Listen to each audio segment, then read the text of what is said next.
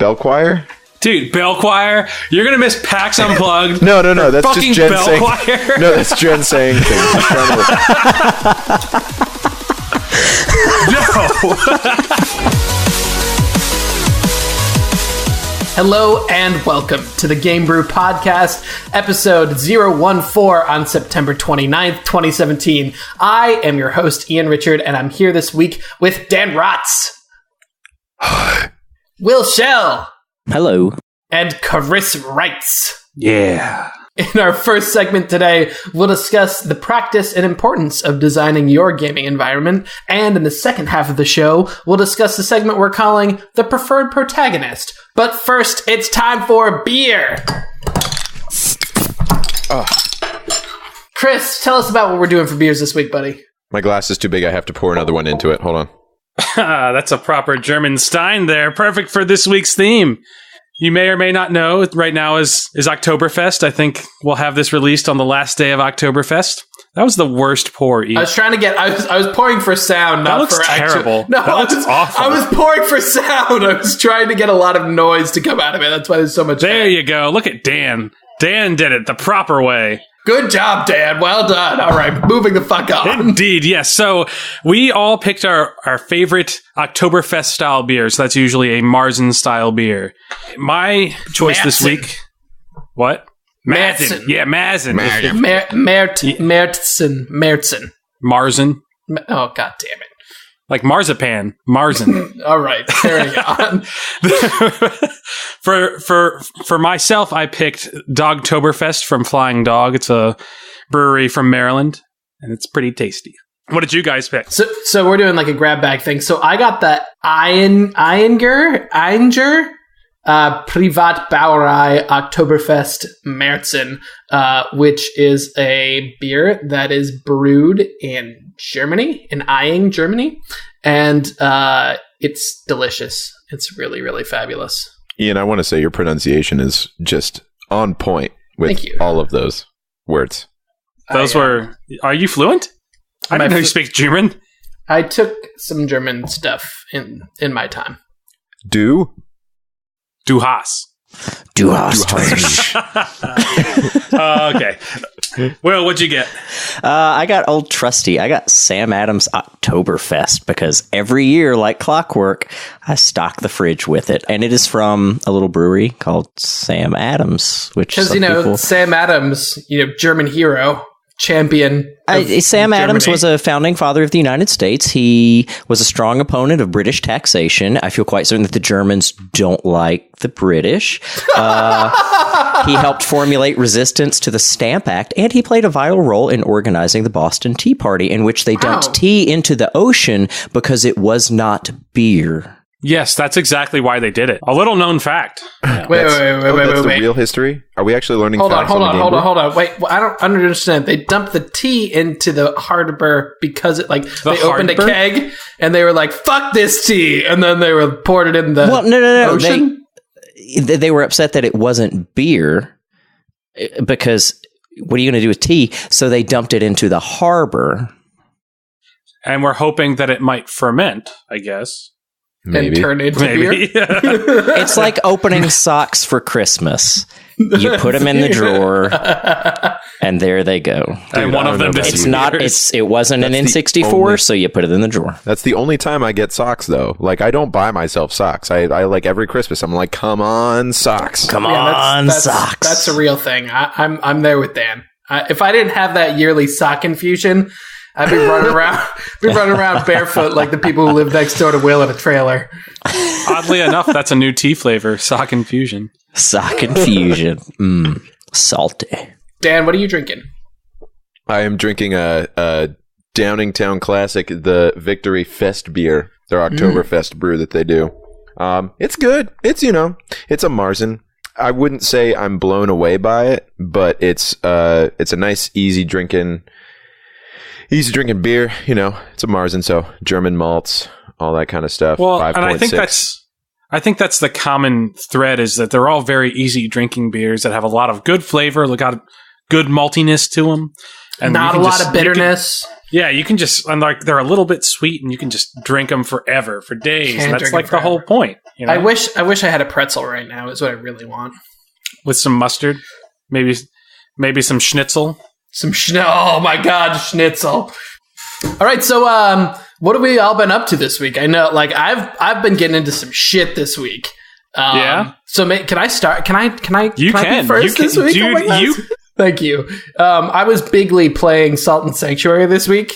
So for those of you who are unaware, Salt and Sanctuary is it's a Metroidvania / Dark Souls in 2D game. I know Dark Souls is a bad word here. Maybe we should be bleeping that. Shame. But I put last year I put like 15 hours in this game, and then in the past 4 days I put 15 hours in this game, and this time I rolled the credits on it, and if it had come out this year, right now, I'd be like, maybe Game of the Year. This game is so ridiculously good. The combat is super fine-tuned. It's flexible, though, to the point where you can be a heavy sword wielder. You can go straight magic. You can go cleric and hit people with, blunt things and pray to Jesus. You can do all the things that you would want to do in that. Like, you can design your own fighting style, is what I'm saying. Were you playing by yourself most of the time? I was playing by myself, yeah. So Salt and Sanctuary is a 2-player game or multiplayer game, but it's only multiplayer local. So it's couch co-op or no co-op. There are ways to get around that, apparently, if you want to get into either port forwarding or using Hamachi, but basically it's a single-player game unless you're doing couch co-op. But I like the art style is on point. The sound is on point. I know I'm gushing, but it's so good. Chris, yeah. How's the combat compared to Dead Cells? Because that was one of the things I really liked about Dead Cells. It's slower than Dead Cells, but not in a bad way. So Dead Cells can feel often somewhat frantic. Yeah. Because you're moving large distances on the screen. Salt and Sanctuary is a little bit more zoomed out, so the character's a little bit farther away, and it's a little bit more tactical is probably a better way to say it. But is it as tight? Is there a rolling mechanic? Is there? Oh yeah, there's a rolling mechanic, there's a parry mechanic, there's blocking mechanics. It's super tight. You're not going to like when I say this, but anytime that I saw things on this game, it kind of looked like one of those games I used to play on Newgrounds.com. Whenever they were, any of you guys know what I'm talking about? Yeah, I remember that. Like, there were always like these little flash games that people would make, and it always looked like the combat was like, anytime you swing, your arms are always kind of like this, and you kind of swing your sword. If for those of you who can't see what's happening, which is all of you, I'm moving my arms very stiffly. As if I kind of remember what you're talking about. Yeah, Newgrounds was awesome. Hours upon hours of high school productivity were lost So in school much. on that for me before they had before smartphones were a thing. filters and blocks and things like that. Dan, I would say that if you want to get an idea of the combat, it's a lot like Smash Brothers. Okay. So with the blocking and the rolling, and it's got a similar, Smash Brothers is super tight. This is pretty tight too. that's an interesting way to I don't classify Smash Brothers and Metroidvanias in the same part of my head. That's a very interesting thing for me to think about right now. But that's Obviously, that's good. Yeah, there's not as much floatiness that you're not batting people out into the universe, but it's the button presses react in very much the same way. Nice. So I've been playing a lot of that. It's really, really good. And I got to the point, when you play Dark Souls and the environment is so well developed that and your character is so not developed at all that you kind of make up your own story for how your character got to be there and why they're wearing the stuff that they're wearing. Do you guys ever do this? Kind of. Nope, you're just weird. Apparently. So in this game, your character is a similar, fairly blank slate, but I ended up making up a little story in my mind about who he was because of the things that he was using and the things that he was doing, and I think that's a testament to how well they built the environment in that game. That's awesome. Yeah, really good. And then I also dipped some toes into City of Brass. Have you guys heard of this? City of Brass? No. City of Brass. What is City of Brass? It's a city of just dudes who are really good to each other. City of Bras. Sup, brah? Sup, bro? Sup, brah? You want to City play of some Brass. GameCube? is a Drink some natty ice. Jesus Christ, is a 3D roguelike made by some ex BioShock developer people, and it's in early development, early access. Thank you, and it's pretty good. It's not great, but it's pretty good. It nails environmental combat in a way that a lot of games don't, which is fun.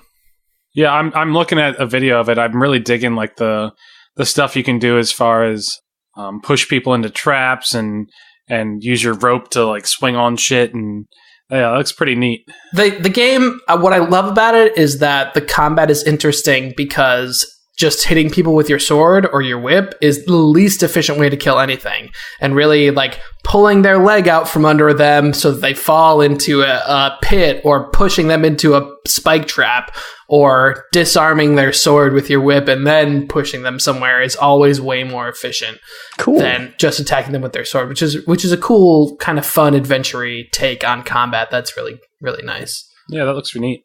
Yeah. That very Indiana Jonesy. It's very Indiana Jonesy. Is that like your bra, who's kind of like Indiana Jones? He just wears Indiana Jonesy. He wears like leather vests. Yeah, bro. Yeah, this is Indiana Jonesy. Voiced by Keanu Reeves. Ian, does it match up to like people that you know, like around where you live? Totally.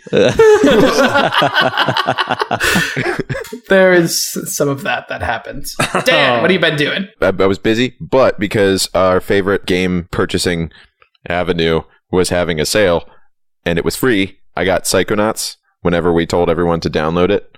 So if you didn't download it, shame on you. But you could still download it and pay money for it and help worthy causes, because Humble Bundle's sweet. Humble Bundle. But I've been playing Psychonauts. I forgot how much I love that game. Is it a platformer? It's a platformer. Yeah. It's like, it was old. It was in I think it was published Xbox in originally, right? Yeah, it was Xbox. So like 2005, 2006, something like that. Yeah, it's sweet though. What else has Double Fine done? Brutal Legend. Brutal Legend. What was that one? The armored. They did that one that was like a tower defense game. You are talking about Armored something or Iron Brigade or Iron Brigade is what it's called. Iron Brigade. Yeah. Iron Brigade. Grim Fandango. That's what I was thinking of. Yeah, they did that one. Oh, Day of the Tentacle! Holy shit! I thought LucasArts did Grim Fandango. Negative. Double Fine. I think it was LucasArts. LucasArts may have been a publisher, but Double Fine was a developer. I think it was a partnership. Oh yeah, you're right. Yeah, it was a partnership. We're really good at facts in the Game Brew, as always. Fact. We don't do Bears facts. Beats Battlestar Galactica. But no, I've been playing Psychonauts. But the thing is, and I had to look this up because I finished like the first level thing, and when I finished that first level, I went to do a bunch of other stuff because I really hate following quests. So I just do all the other things until I'm like, okay, I guess I got to continue the main quest now. Yeah, you can't do anything else until you. Yeah, I broke the game, so I have to restart again. Oh no! Because I messed up one of my saves. This is before autosave was a thing. 2005. Autosave wasn't a thing. Remember that? What a struggle. But yeah, so I messed up one of my saves. So now it's like stuck in this loop where I can't complete a quest to continue the game. So I have to start the game over. And I already did that. So I'm like through the first quest again. But now I just got to do all the other stuff. I still love it though. Totally play Psychonauts if you haven't played it. They're making a second one. I don't know if it's super confirmed yet, but what makes Psychonauts different from all the other platformers out there? Oh, this story is really cool. It's very interesting, kind of goofy. The guy who plays the main character Raz is Richard Horvitz. Richard Horvitz. He plays the character Raz, who's the main one. You might know him from such animated gems as the Angry Beavers and Invader Zim. He plays Zim in that. And the humor is very like tongue-in-cheek and very dark. Most of the stuff is, very psychic kind of things. Like there's some characters who are like the one little kid character, I forget what his name is, but he thinks the squirrels are talking about him because he can read minds. So there's just a bunch of squirrels around him at one point, and you leave and you just hear this explosion noise, and then you turn around and then he's standing there, but all the squirrels are gone. You're like, hey, where'd all the squirrels go? And he's like, I don't know. And then you just see little chunks of squirrel fall down. Nice. But like, 2005 animated chunks of squirrel, so it's not as gory. So boxy Square chunks. Yeah, square Boxy chunks. It's a kid's game. It's a kid's game, but it's not a kid's game. I don't know. It's a platformer from 2005. That's how I could classify it. Kids game, but it's got some higher order thinking. Yeah. And humor. Yeah. Speaking of higher order thinking, Chris, you've been doing some detective work over there, haven't you? I mean, kind of, in a way. Witcher's work. He's a detective. I think that's fair. He's a detective. Detective-y. Yeah, I've been digging back into The Witcher 3, just because I wanted to get back into it with my new video card, and because it looks so pretty, it looks so good. I still get blown away about how good this game, and I could gush about it for forever, and I'm not going to do that. I'm not going to make everyone suffer through that, but. If you haven't played it, you should play it because it's a great game and it's got a great story. The gameplay in the game is not the best all the time, but it makes up for it with memorable stories and side quests that you don't really get in any other kind of game. I think I'm going to get back into The Witcher and just plow straight through the main quest, because my problem when I played it is I couldn't get out of the starting area because there was too much shit. Really?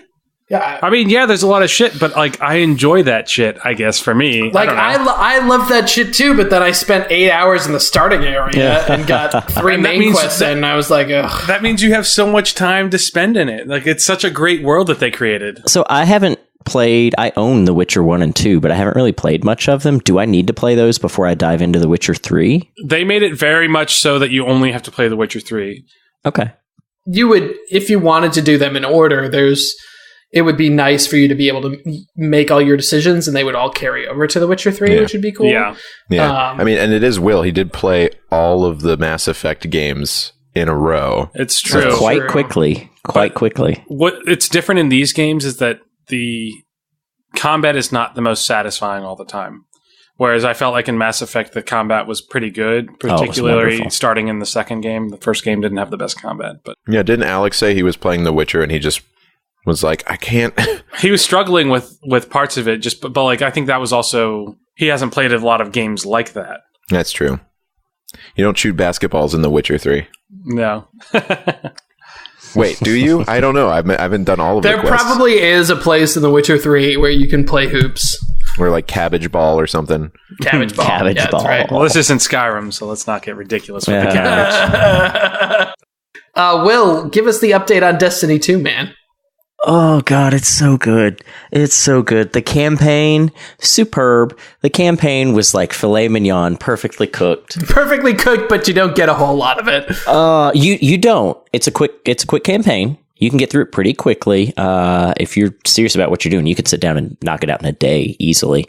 Oh, God, it's just so much fun. It's well crafted. It's enjoyable. You care about what's going on and the missions you're doing the whole time. And now I'm in the end game, and I'm...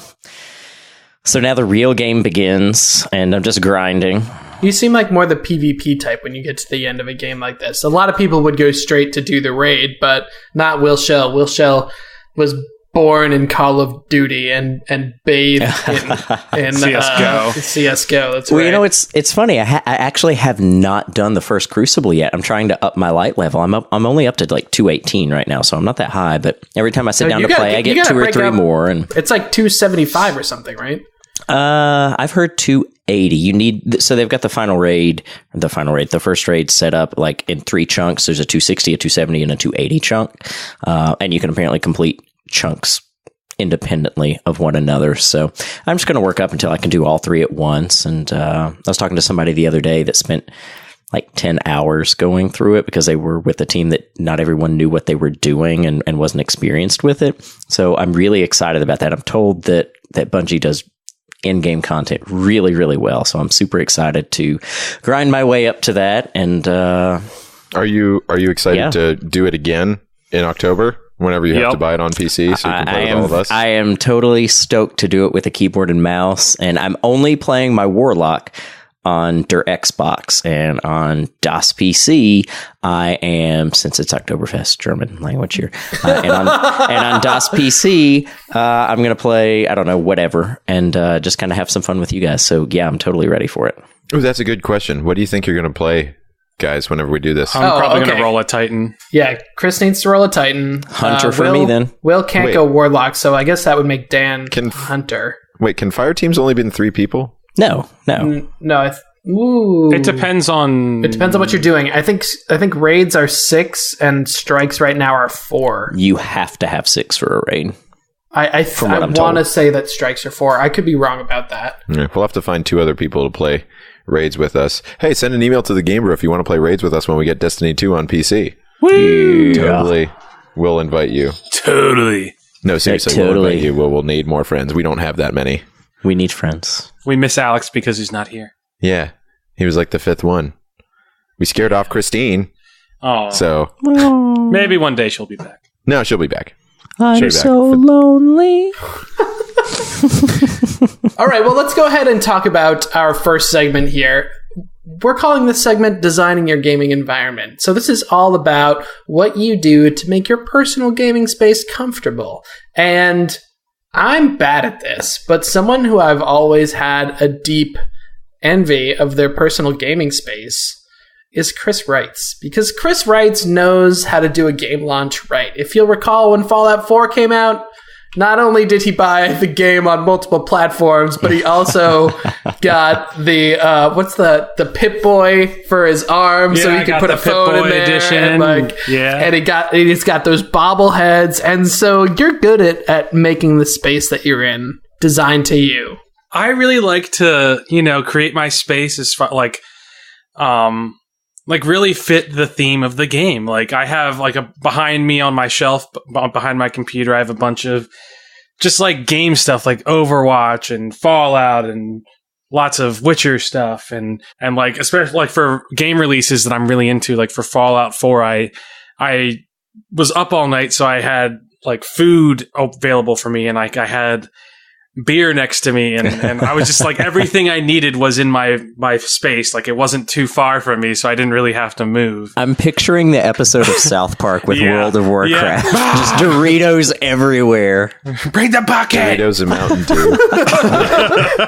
I think about it more like a kind of like Star Trek type console, where it's just he's got his computer, but then there's all the buttons where he's got the food replicator. So I like to have that near me, because I guess I really try to achieve immersion that way by not having to get up to deal with something, and I get to just live in the game for a while. Nice. I really love that. Yeah, that's a good point, that making sure that your space is comfortable and meets your needs, especially for a longer session, actually helps to make you more immersed in the game. I think that's really true. I wouldn't have thought of that. Yeah, that's kind of hard. I don't know the last time that I did that, where it was hours and hours. Well, no, I do. But it's one of the games that we promised not to talk about anymore, Stardew Valley, where I, get a... Did you play it outside and had vegetables that you were watering next to you? Only ate very hearty salads and fish. No, it's more just setting up all right, I'm going to play Stardew Valley. So here's my sandwich that I'm going to eat, and then water and a couple beers, just so that I can sit here from 5 o'clock whenever I get home until 12 o'clock or 1 o'clock in the morning. Whenever I remember, I have to sleep at some point. Yeah, but it's a rare occasion now that I feel like I get to do that. So I when I get the opportunity, I try to go all out. Nice. Yeah. And also another thing I do is I have a Steam Link connected to my TV, and so sometimes I prefer to be sitting on my couch instead of at my computer. And that is so nice to be able to do that. Yes, it is. Chris, I like the way you phrase that, go all out, because it's such a, when you're a grown-ass person and you're working. We're fucking adults. When you're an adult, it's such a special thing to be able to sit down and just have some time, more than an hour to just sit and play games and not have anything else going on. It's just so relaxing. And I think I like that you make it a special kind of like, I don't want to say launch event because that doesn't make sense, but you make it an event. Well, and I think that's awesome. Me time. It's like sometimes when my girlfriend and I go on vacation, she has her time and she like she goes to the bathtub and like puts a bath bomb in and has all these candles and gets her wine. I do that, but with video games and beer. It just smells a lot worse. Video games, I put them in the bathtub. You've got your Game Boy out, some Mr. Bubbles. I'm not gonna lie. I was playing my Switch in the tub the other day, and it was awesome. Amazing. It was so good. But I'd be so worried. Ian, you are so basic. Well, actually, that's one of the things that I wanted to talk about with designing the gaming environment is that I'm not good about doing this. Like up until 3 months ago, when my wife basically forced me to buy an actual office chair, which is not a gaming chair, it's just an office chair. I was sitting in a kitchen chair in front of my PC, gosh. Right? Like the fucking 1500s have to go out and churn some fucking butter. But something that I bet it was good butter though. It was delicious. Delicious butter. So creamy. That's sweet cream. Butter, but your butt hurt after that. Oh, nice. Because it's hard. The chair. And it's a butt, and it sits in the chair. Yep. Got it. Anyway, so something that I do like to do and something that I've found a lot of value with the Switch is that if you can move where you're gaming, that makes a really big deal. Being able to go sit out in the park and hang out and just be on your Switch, awesome. Being able just to like in the commercial. No, but it really is true. Just being able to like lay in bed next to my wife when she's falling asleep and, playing Zelda or playing Mario Kart or whatever, it allows me to still kind of, she just wants me to be close, but allows me to keep gaming, which is awesome. Like that light doesn't bother her at all? No. Never mentioned it once? She passes out, dude. Okay. On a side note, did your parents, when you were going on vacations, tell you to turn off the light in the back of the car when you turned it on because they couldn't see? Yes. Well, yeah, but I've also done that to people. Have you ever... in my car, when people do that, I can still see out the back. I can no, that kind of makes me mad. A mirrors thing. Like I can't see out the back mirror whenever they turn on that light. That's what. Sure, you can. All you need to see behind you, behind your car, is the headlights behind your car, which you can still see. Man. I don't know. Let's agree to disagree on that. Okay. It still makes me mad. Dome lighting, it's a touchy subject here at the Game Brew. Turn off the switch in the back of the car. I swear I will turn this van around. Anyways. Sorry. So I think one way to design your game environment that we might not think about a lot is to actually just move to go to a different environment. And that can be valuable too. That's absolutely making the environment be wherever you are. Yeah, that's cool. Well, and that's really nice that you can do that with the Switch. Yeah. Play non-handheld style games, like not Pokemon or like the handheld Zeldas or like anything on 3DS. Like you can play legit AAA titles on your portable console. That's awesome. Oh, Doom is coming out for Switch. I'm so excited. That's what I was thinking about. Like, it would be so hardcore to play. Like, you're playing Doom with some headphones in, and you're just sitting in a park chilling, but you're playing Doom. But you're playing Doom. AAA games while you're waiting for AAA. Yep, exactly. Nice. Will, I know you've got one of the things that I love about Will is that he's a gadget person. So if there's like a thing that you think you might want, Will has it. So, Will, I wanted to ask you specifically, what is on your desk right now that is not your computer or your monitor that is absolutely 1% necessary for your enjoyment of games? You actually picked a terrible time to ask that. The only thing on my desk is my computer, my monitor, my keyboard, my mouse, my Western Digital MyCloud, who does not sponsor us, but you're welcome, Western Digital, and my phone and my beer. I like my environment to be, I'm like Dan, I feel like. I'm very utilitarian. Like, I'm a cargo shorts guy because I want all my shit with me, and that carries over into the way that I game. Like Chris likes to have his snacks around. He doesn't, it doesn't sound like he likes to get up from the gaming experience a lot. Nope. And I'm very much the same way. I like to have my phone on the charger near me. I like to have some drinks near me. Okay, Didn't you used to have like a mug warmer that you would just leave your for coffee or tea? Oh, that's awesome.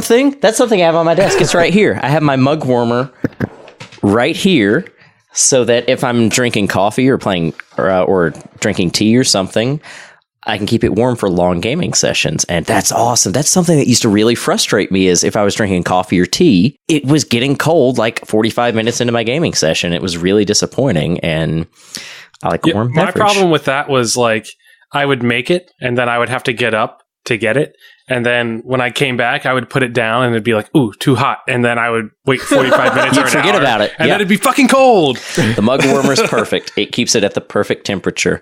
And that's something else I do. You know, when I get my environment set up with my snacks and my drinks and everything, I like to pick a drink that fits the mood for what I'm doing. So interesting. So if it's like a hangout type thing, and usually this feels very much like first person shooter type things, or if it's just like we're high energy, we're all in a good mood, we're all excited about what we're doing, I like to drink beer for that because that's fun. That's like hanging out with the guys or whoever's playing, just having a good time.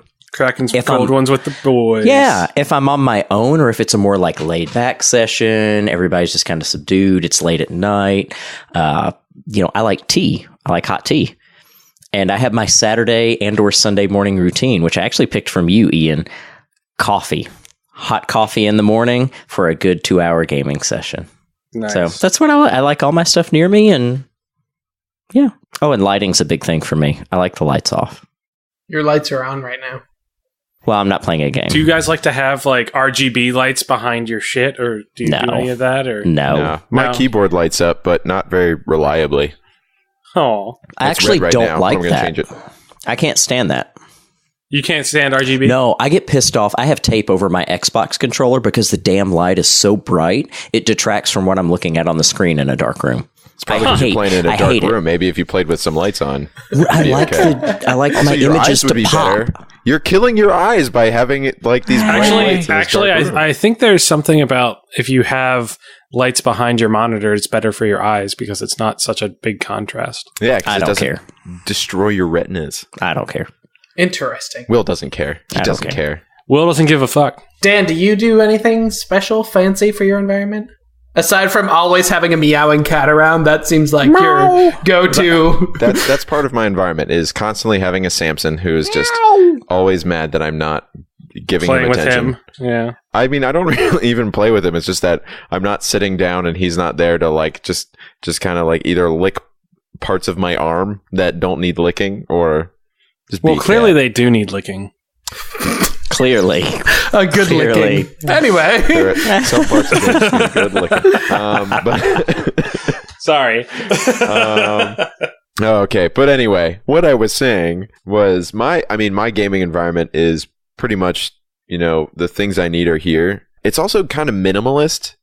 I kind of avoid having other stuff around. Now, I've got 2 monitors with my desktop computer because welcome to 2017, everyone has 2 monitors. I guess, but like I've also got like my Xbox is here. It's underneath one of my monitors. I've got my controllers on top of my computer. Everything else is kind of consolidated over to the left where my file drawers are because I have all my files there. You have files?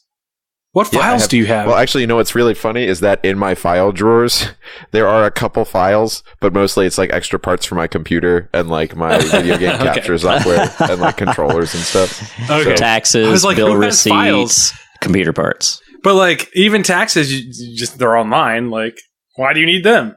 because the eventual What if the internet heat breaks? death of the universe is going to cause all of our computers to stop working.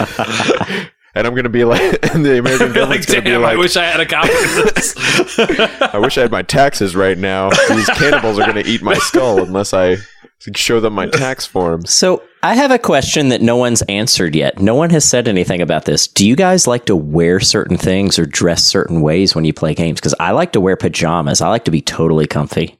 Well, So Alex I don't isn't wear here. pajamas. Yeah, Alex is naked when he plays. He's pantsless. No pants.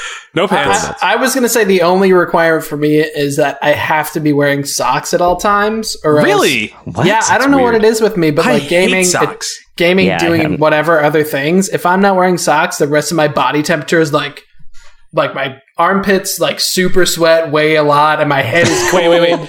Wait. You sweat less when you have socks on? Yes. That's surprisingly. weird. How? Well, no. That could be. It's possibly because his body is regulating temperatures for itself. Like it could be thinking like, oh, my feet are cold, but my body's hot. I Right. must need to sweat it out.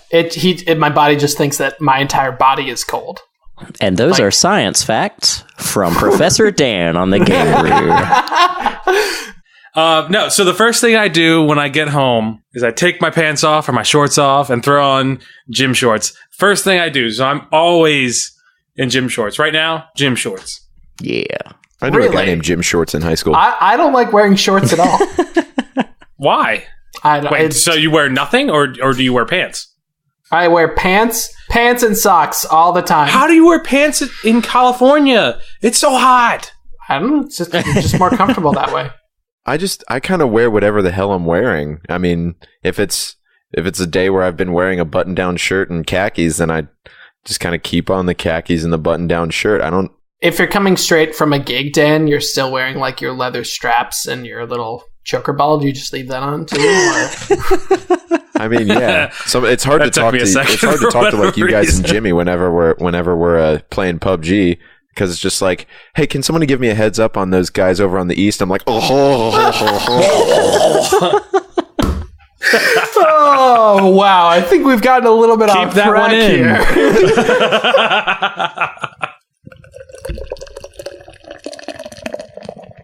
Well, that is it for segment one. How do you deck out your personal gaming space? Let us know by sending us an email at thegamebrew@gmail.com or by hitting us up at The Game Brew on Facebook, Twitter, and Instagram. We are going to take a quick break so we can stop giggling. When we come back, we'll check in with some Oktoberfest beers, and we'll go to the segment we're calling The Preferred Protagonist. Stick with us.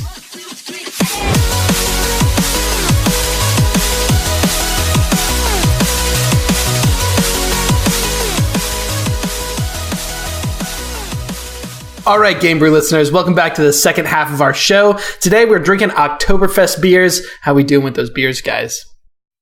All gone. I finished them. I'm still enjoying mine because it's so good. It's so good. It's so amber. It's nutty.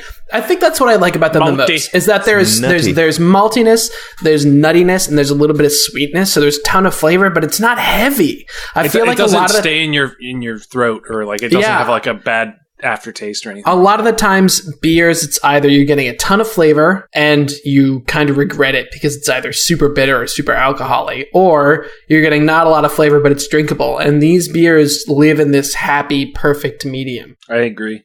They are good. Oktoberfest beers are so special. And what I love about the Sam Adams beers are the more you drink them, especially the Oktoberfest, it's really good for this. The more you drink them, like you develop an ability to quote Samuel Adams really, really, really, really well. Oh, you do? Dude, that's Yes. awesome. Give us a for instance, Yes, Will. like, we cannot make events our businesses wisely to improve them. Why does he sound Canadian? Mankind are governed more by their feelings than by reason. He sounds kind of like Sam the Eagle from the Muppets. He does. He does. I was like, what does this sound like? Sam the Eagle. All right, so in our second half, sorry, Dan, did you want to say something? Dan wants to about the beer? talk about beer. I just want to talk about it. I stopped drinking. I stopped drinking Fest beer because I ran out, and now I have a Los Angeles beer. Ooh, Well, that's what is it? Das Sav. It's Golden Road. Do you know Golden Road Brewing? Yep, Yeah. Golden Road's good. It's Wolf Pup Session IPA. Is that out of San Francisco or Palo Alto? No, L.A. Los Angeles, It California. is LA. Yeah, it's an IPA. Sorry, Germany. I love you. Sorry, Germany. Ich liebe dich. Let me, Ich liebe dich. Noch ein Bier, bitte. Was ist meine Bier? Oh, Wo ist mein Bier? Yeah, was ist meine Bier? I always look forward to Oktoberfest season. To me, like, people are like, pumpkin spice. Fuck pumpkin spice. Fuck I'm pumpkin all about Oktoberfest. Yo, if I see any more ridiculous pumpkin spice shit, I'm so going tired of it. ballistic. I'm so tired of it. Like, have you seen? There's pumpkin spice cereal. Like, they're just like, hey, you want But some Chex Mix? I just with want to pumpkin talk for spice a in it? second about how delicious an Oktoberfest espresso drink at Starbucks would be. Actually, I would like to talk more about an Oktoberfest cereal. That would be delicious. Well, that's you It's just take a- regular. It's beer instead of milk. Marzen, and you just pour it on your checks, right? Yeah, exactly. It'd be delicious. Good morning, me. Anyway, so the second half of the show, we're gonna kick it old school and do it behind the screen. And today we're doing it behind the screen that we're calling the preferred protagonist, a gentleman's guide. What kind of protagonist do you prefer? Do you like protagonists that are sort of the strong, silent type, or are you more for a fully, shall we say, fleshed out character? And this is an interesting question to me because I think there is this dichotomy in gaming where you either get protagonists that are 100% fully scripted and they're always going to be the same person no matter what you do, or you get basically a blank slate and there's no middle ground. Yeah. Yeah. And that's kind of one of the things that happens. Now, I think you guys know how I feel about this. I like fully fleshed out, developed characters. I cannot stand it when a character does not participate in the environment and the dialogue in some sort of meaningful fashion. It drives me absolutely nuts to have to fill in the blanks myself. Okay, so you're in the camp of you need a backstory for the character. I really like having a backstory for the character. I like to hear them speak and hear what kind of character they are. I'm playing a game to escape having to use my brain in reality every day. I just want to sit down and experience a wonderful story. I don't want to have to make this up myself. I am not Stephen King. I don't need to be making up the backstory to whatever character I'm playing. Someone professional needs to do that for me and create a great experience for me. I that's what I like. Somebody tell Will how to think. Yes, well, that was my question, Will. That's it's interesting for me to hear you say that, given that you have such a strong connection to the Mass Effect games. Mm-hmm. Because the Mass Effect games give you maybe a series of choices. They do. But they still, like, that character is still mostly more or less a blank slate. Like, you still have to make those choices. They put the responsibility on you. You have to make those choices, but the way they're delivered, like, the choice might read, hell no. But what the character and the voice actor says is not just hell no. There's more that goes into it than that. You pick you kind of guide the story, but you get to see how that character and that voice actor interprets that manner of thinking, whether it's positive thinking or negative thinking or happy or angry. I was actually talking to my buddies Kyle and Sage about this. Both are listening. Hi, Kyle and Sage. If you guys are in here. Oh, I guess who just texted me. I think it's Sage. It is. It's we're talking about Kyle here. Yeah, but we're talking about Kyle. No, but the thing that I was talking about is kind of that dichotomy that you were talking about, Will, which is kind of the illusion of choice. Is what I call it, which is like you have the character where it seems like you're making these decisions, but you don't have any say in like the big final, like the grand scheme of things. If that makes any sense. Yeah, exactly. Like, Mass Effect 3, everyone was really PO'd because you had all the different choices, but it all ended up being the same. Yeah, it didn't really matter at the end. Pretty much the same, And that's kind of what Kyle brought up a point. Star Wars Knights of the Old Republic. Spoiler alerts for any of you who haven't played this 12-year-old game. And if you haven't, you fucking should. Yeah, you really should. But you spend the whole game kind of being either good or evil, and then you find out that the whole time you've been Revan, who's like this big evil guy the whole time. Darth Revan, sorry. Revan. You've been Darth Revan this whole time. And that kind of... What they said is it kind of took him away from the point. It's like, oh... So everything I did, like I was this bad guy the whole time, and then it's immediately retconned. Like everything you did for the whole game literally doesn't matter at the end of the game. So I'm still a Sith Lord. Okay, I'm still a Sith Lord. Things could be worse. There's a bunch of stuff. The point I brought up was that but it more so affected your interactions with other characters, and that's kind of the same way I feel about games like this in general. Which is that whenever I like being a blank kind of slate. Because then you can make your own decisions. Like unfortunately, I'm one of the people who really kind of likes being a douchebag in video games. So like Knights of the Old Republic, I was always doing the Sith stuff.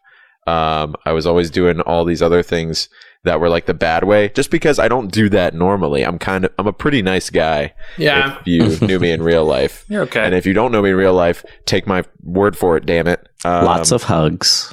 Give me some hugs. I just think it's really interesting that we've come so far in gaming in where we started in visuals way back on the Atari or even text-based games. Think about text-based games up to VR. We've come so far in terms of the development and the way that visuals have changed how gaming works.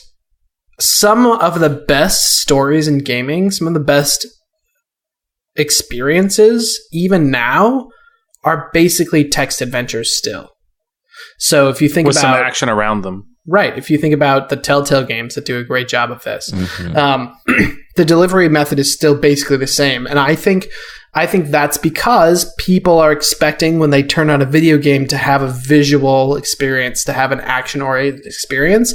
And I would love more developers to do much more with story, to have a universe where there were really, really branching storylines. Imagine Mass Effect, except instead of just playing as the commander, you went and played everybody's different backstory, and you got all those different through lines. You know, we would probably have to sacrifice visuals and gameplay, but I'm on board for that. I would rather have a deeper, more involved experience than have sort of a half-baked storyline and half-baked protagonists.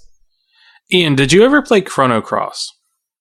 You know what? No, I never did. I played the shit out of Trigger, but I never played Cross. So one of the things that kind of bothered me in that game, spoiler alert, is that you switch main characters basically in the middle of the game.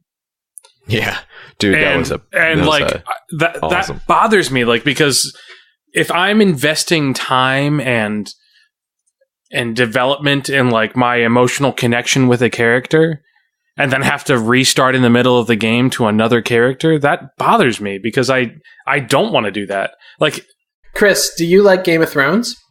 I do. Okay. That's exactly what I was thinking. That's exactly what Game of Thrones does. It makes you invest in more than one character. I would say that the reason that you don't want to do that in video games is not because you just want to invest in one character. It's because all the other characters aren't as well developed, aren't as 4D as the protagonists that are as a protagonist. But I am not personally doing the work to invest in those characters. George R.R. Martin did the work to invest in those characters, and I am just viewing what he says there. I am doing the work to invest in a main character in a video game as far as getting gear and leveling up and doing all of that. You're not writing their story. No, but I'm not leveling up those characters in Game of Thrones, and I also have the preconceived concept to know in Game of Thrones that everyone's going to die, basically. So don't get invested. So it's a different type of medium. Whereas, like in The Witcher 3, you have periods that you go and play Ciri, and you know that that's not the main thing.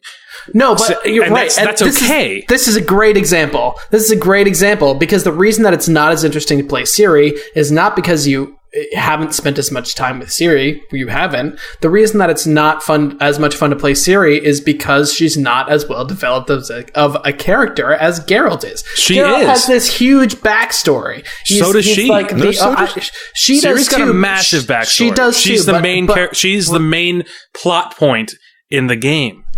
See, right there. You just said she's the main plot point. You didn't even refer to her as a character, which means she's not as anthropomorphized as Geralt is. Ooh, no, she's 10 points for being anthropomorphized. 10 points for Gryffindor. No, she's the main plot point as far as everything pivots around her, and it's nice to see. She's a plot point. She's not a character. But like I don't get as connected with her because I don't get to keep the things that she does. Like, she doesn't level up. She doesn't do that. So like, I don't get as invested, but it's a nice way to tell a story, I guess. I think what Chris mostly means as like kind of the connection is him as a gamer, as opposed to not necessarily so much from a story standpoint, but it's more so like you've built this connection to the character or to that thing. Like, you've spent time with it. And then all of a sudden, it's just like, oh, all that time you spent is gone. Here's a new thing.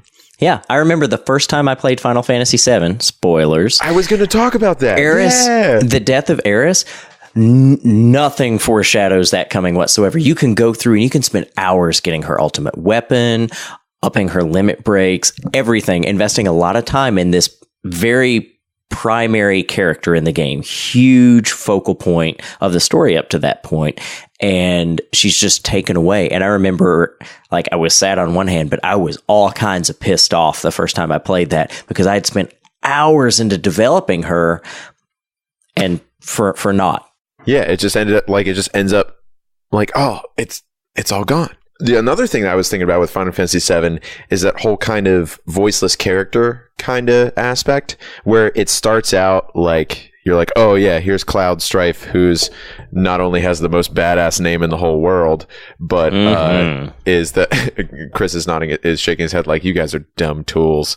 Cloud Strife. It's so good. Don't lie. That's what I'm naming my firstborn child. Cloud Strife Richard. He's going to have so many struggles when he's 15. Well, anyway, you spend this whole time in like the first kind of half of the game like having this voiceless kind of like, oh yeah, he's kind of this protagonist. I'm supposed to be able to throw myself into it. And then halfway through, you figure out the reason, spoilers, again, another old ass game. The reason that you can add this thing is because he's missing these memories. And he's like, he's not actually him. He has these memories from another person. So he was a blank slate that they filled in the game. Ooh, that's interesting. So he's kind of this hybrid between blank slate and fully fleshed out. Well, it's a fake out. They make you think he's blank slate. They started you as being like, he has kind of a backstory, right, but it's generally like, oh, I'm going to go join Soldier and fuck shit up. And then eventually it becomes into the like, oh, I did join Soldier, but I'm not actually me. It's really good slow storytelling like Stranger Things. It takes its time and it develops. Yeah. What about these blank slate characters? Because that's kind of a thing we haven't talked about yet. Do we love them or do we hate them? We're kind of okay with it. To me, sometimes it works and sometimes it doesn't. Like the Salt and Sanctuary thing that I was talking about earlier.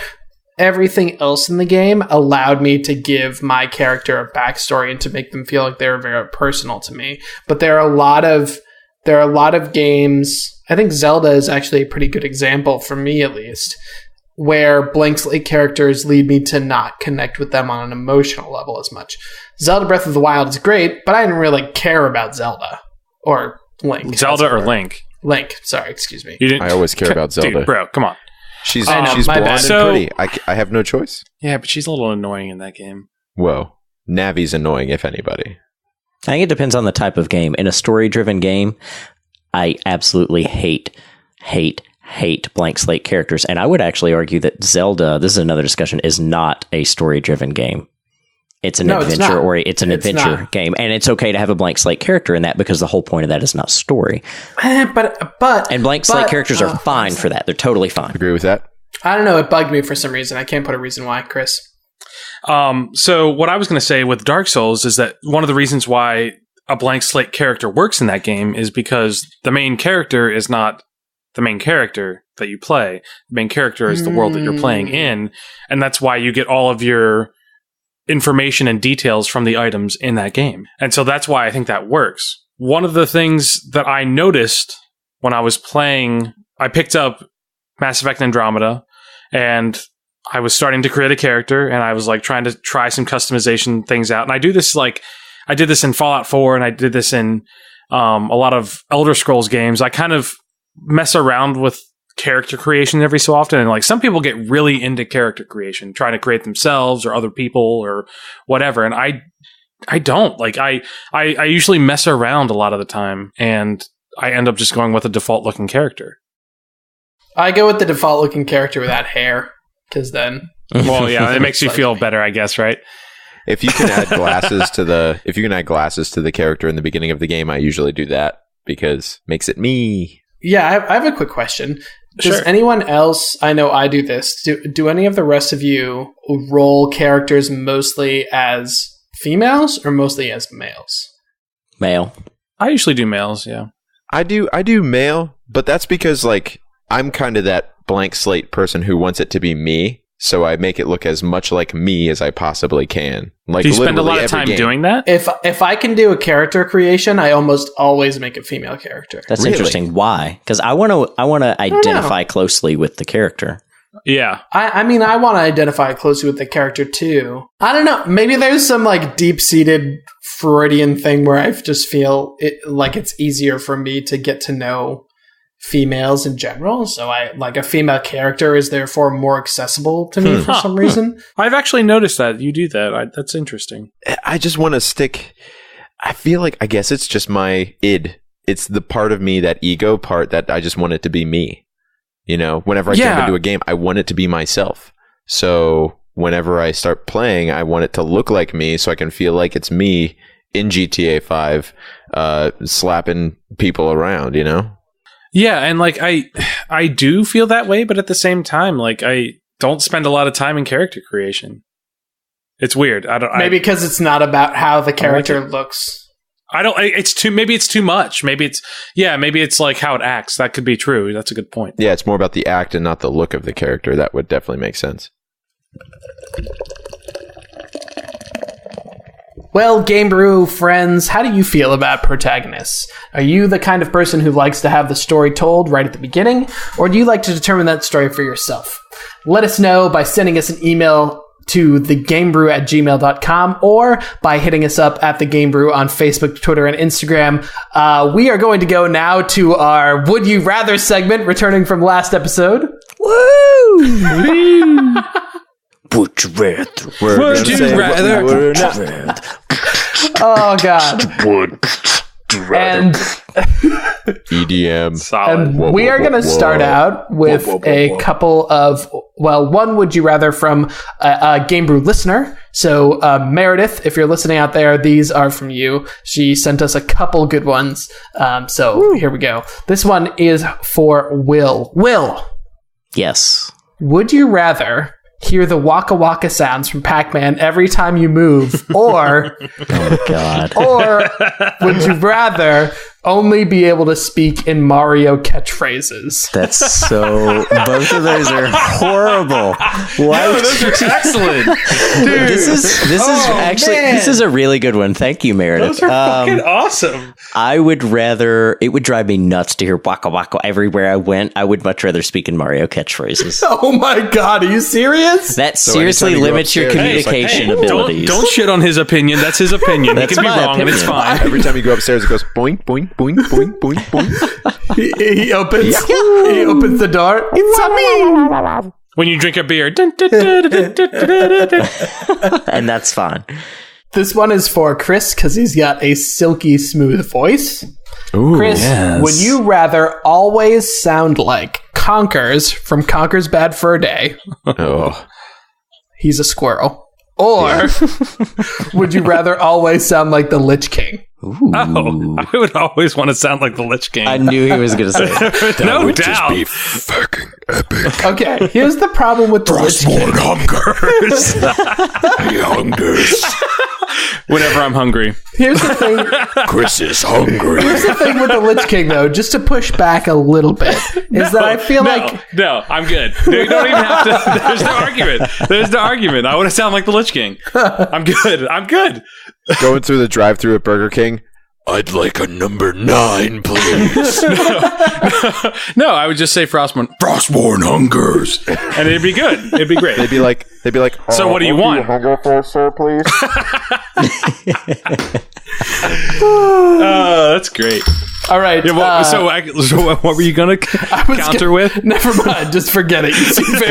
You seem very committed to that, so I'll let you have it. I'm pretty confident in my choice. All right. This one is for you, Dan. Dan. Me? Yes, for you.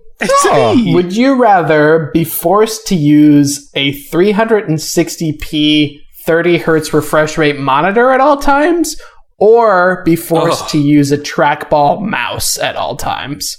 Like, I have nothing except for the trackball. Like the mouse that you use is a trackball mouse all the time. Ugh. So I can't... Oh, Jesus Christ.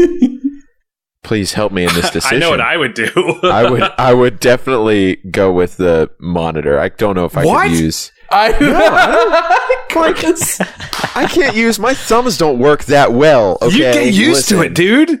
Oh my gosh. Oh. I don't know. Okay, it's your choice, and it's okay to be wrong. Listen. Wow. Wow. Listen, though, but like you could still have fun with a game, even if it's not the best quality images.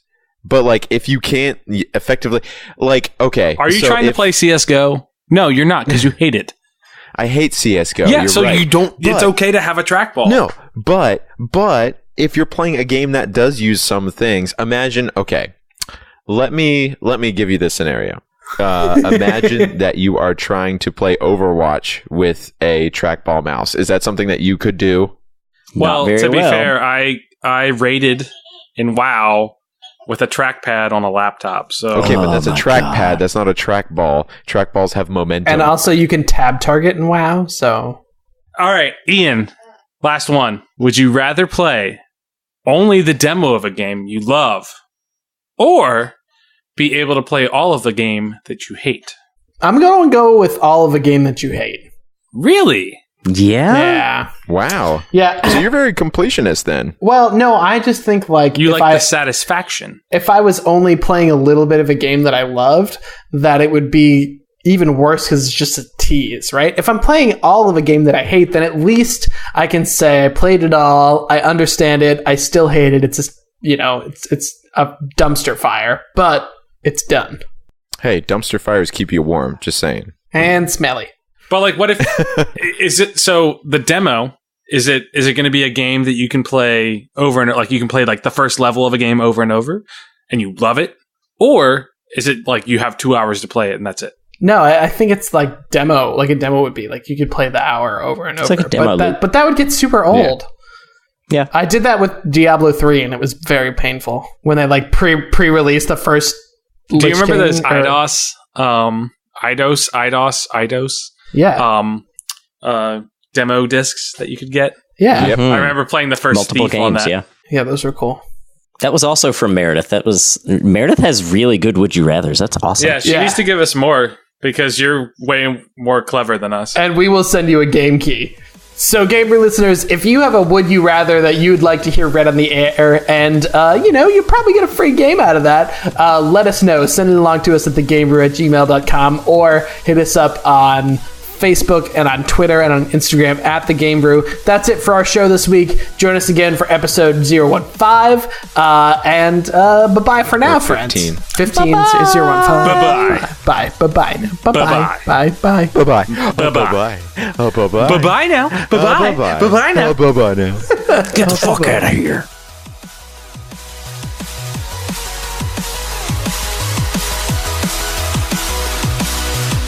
I think we can cut out the S&M jokes. Just, I don't know about that. That No, was we're kind of going to funny. leave that. Come on. Oh, yeah, I get it. Yeah. Oh, Dan's S&M. Blah, blah, blah.